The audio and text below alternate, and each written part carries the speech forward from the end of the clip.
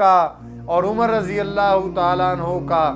آپ صلی اللہ علیہ وآلہ وسلم کی اولاد کے ساتھ محبت تھی، ان کا احترام اتنا کرتے تھے کہ ایک بچے نے، اور بچہ بھی کتنے 8-10 سال کی کیا عمر ہوتی ہے، اور اس کی بات کو مان رہے ہیں، اس کی بات کو اس لیے مان رہے ہیں کہ یہ میرے حبیب کا نواسہ ہے، یہ میرے آپ کے نبی صلی اللہ علیہ وآلہ وسلم کا نواسہ ہے۔ بسم اللہ الرحمن الرحیم۔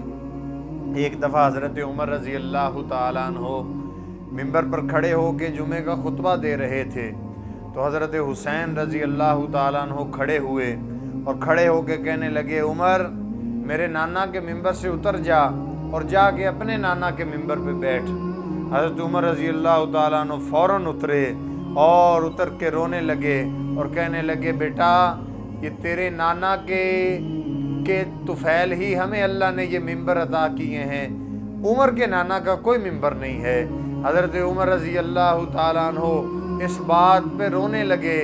اور حضرت علی رضی اللہ تعالیٰ عنہ کھڑے ہوئے اور حضرت حسین رضی اللہ تعالیٰ عنہ فرمانے لگے، حسین عمر کے نانا کا ممبر نہیں ہے، یہ تیرے نانا کے ممبر پہ ہی بیٹھے گا۔ تو حضرت حسین رضی اللہ تعالیٰ عنہ نے فرمایا، اگر عمر کے نانا کا ممبر نہیں ہے نا تو میں اس کو اجازت دیتا ہوں کہ میرے نانا کے ممبر پہ چڑھ جائے۔ تو میرے عزیز محترم بھائیو دوستو، یہ صحابہ کرام کا اور عمر رضی اللہ تعالیٰ عنہ کا آپ صلی اللہ علیہ وآلہ وسلم کی اولاد کے ساتھ محبت تھی، ان کا احترام اتنا کرتے تھے کہ ایک بچے نے، اور بچہ بھی کتنے 8-10 سال کی کیا عمر ہوتی ہے، اور اس کی بات کو مان رہے ہیں، اس کی بات کو اس لیے مان رہے ہیں کہ یہ میرے حبیب کا نواسہ ہے، یہ میرے آپ کے نبی صلی اللہ علیہ وآلہ وسلم کا نواسہ ہے۔ ان سے اتنی ان کی قدر اور اتنی ان کی اہمیت ان کے دل کے اندر تھی کہ لوگ جو ہیں وہ آپ صلی اللہ علیہ وآلہ وسلم کے اور صحابہ آپ صلی اللہ علیہ وآلہ وسلم کے اولاد کے اوپر اپنا سب کچھ قربان کرنے کے لیے تیار رہتے تھے، اور ان کو ادب و احترام اتنا دیتے تھے کہ حضرت عمر رضی اللہ تعالیٰ عنہ ایک دفعہ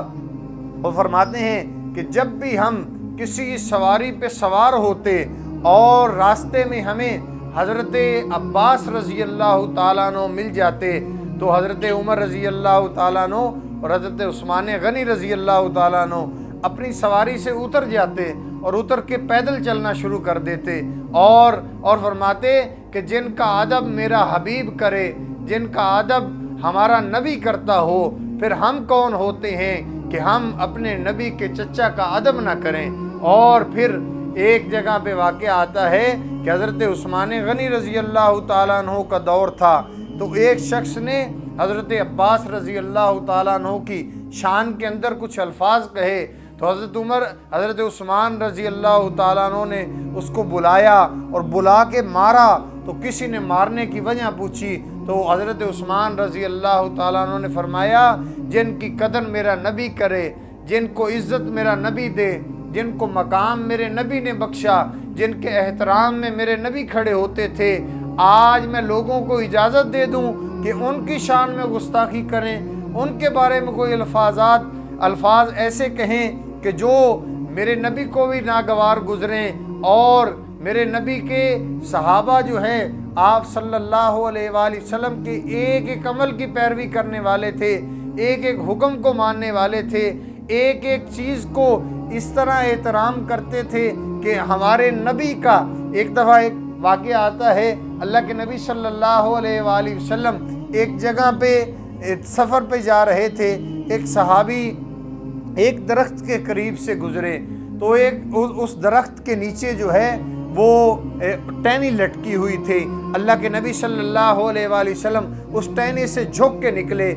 کچھ عرصے بعد اللہ کے نبی صلی اللہ علیہ وآلہ وسلم کا وصال ہو گیا، صحابہ جو ہے وہ جا رہے تھے، وہ صحابی جو آپ صلی اللہ علیہ وآلہ وسلم کے ساتھ تھے انہوں نے وہ خالی اس وقت وہ درخت نہیں تھا، اس جگہ پہ گئے اور جھک کے نکلے۔ صحابہ نے پوچھا کہ یہ کیا طریقہ ہوا؟ تو کہنے لگے ایک دفعہ میں سفر میں حضور رحمت دو عالم صلی اللہ علیہ وآلہ وسلم کے ساتھ تھا، اور میرے نبی